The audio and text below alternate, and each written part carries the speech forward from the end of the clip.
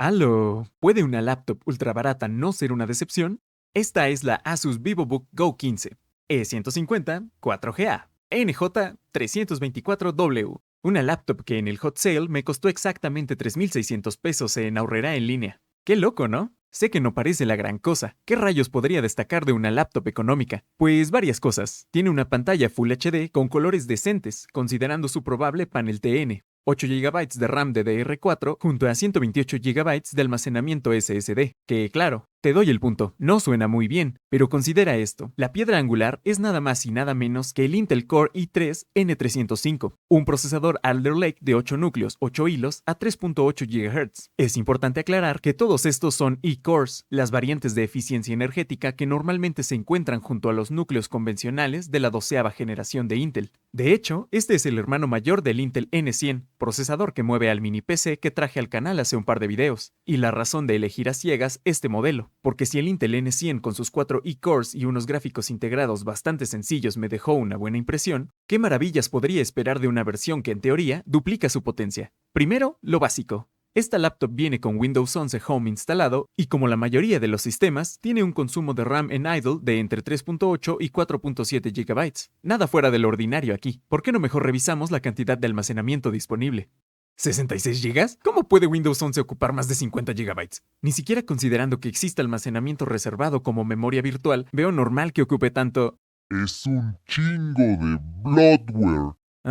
Bueno, no es necesario sobrepensarlo. En cuanto sea requerido, bastará con abrirla y actualizar a un SSD más grande. Tal vez un poco de RAM para exprimir mejor al N305. No, todo está soldado. No, espera, sí hay un puerto de expansión M2 en el PCB, que no soldaron. Eso significa que la expansión de esta laptop es virtualmente cero. No voy a molestarme sobre el diseño de RAM y SSD integrados, porque es una forma de ahorrar dinero, sobre todo por ese N305. ¿Pero en serio, Asus? ¿Gigabytes de bloatware y la expansión recortada? Bueno, al menos es un SSD y se puede esperar un rendimiento decente en tanto a velocidades de lectura, donde prácticamente duplica a un SSD SATA convencional, pero a su vez es el doble de lento en escritura. Raro. Quise averiguar qué tan viable es usar almacenamiento externo en esta laptop y con un case de AliExpress junto a un SSD económico, funcionó perfectamente como mi biblioteca de juegos.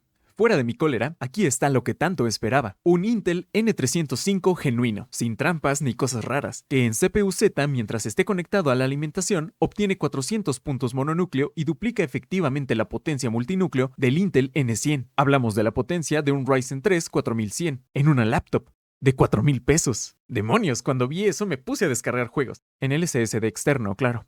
Para poner a prueba las capacidades de CPU como tal, Minecraft Java es muy útil. Con la versión Vanilla 1.21 a 12 chunks de renderizado y gráficos fancy, obtiene una media de 60 FPS sin estar conectado y unos 75 FPS cuando no depende de la batería. En contraste al Intel N100, el N305 definitivamente se siente mucho más capacitado en tareas altamente dependientes del procesador.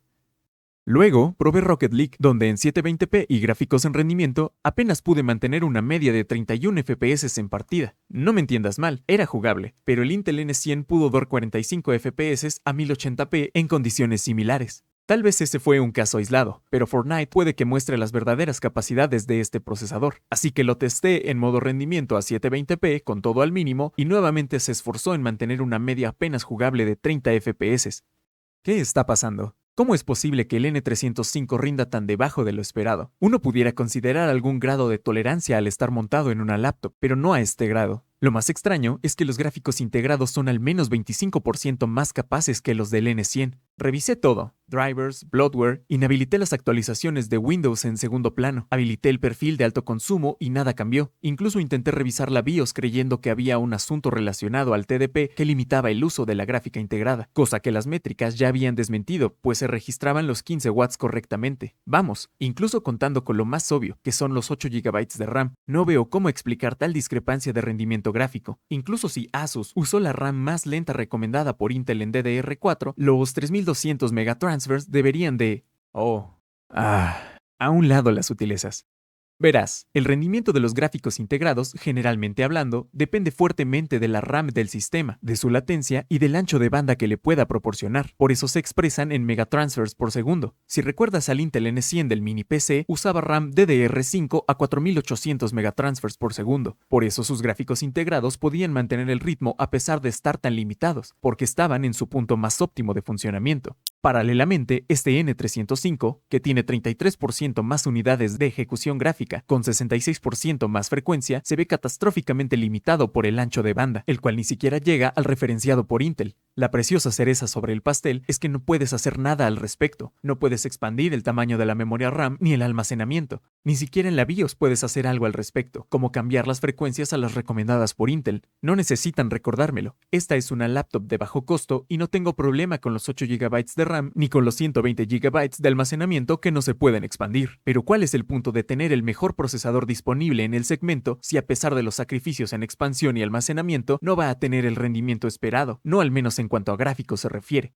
Tristemente creo que estos inconvenientes no son un error que los fabricantes simplemente cometen, pues está claro que compré esta laptop de entre todas las demás porque el procesador la diferenció lo suficiente, y a su vez, modelos como este sirven como punto de partida para atraerte a versiones con mejores prestaciones. Sé que existe esta misma versión con la expansión de almacenamiento habilitada, y quién sabe, posiblemente una de ellas sí tenga las características que le permitan al N305 mostrar su verdadero potencial. A pesar de lo anterior, puedo decir que por los 4,000 pesos en los que ronda actualmente, es una de las opciones más sólidas de compra, si no la que más, aún con las limitaciones gráficas. Aún así, ¿por qué las marcas reconocidas hacen la clase de cosas raras que esperarías de los fabricantes genéricos y viceversa? Bye bye.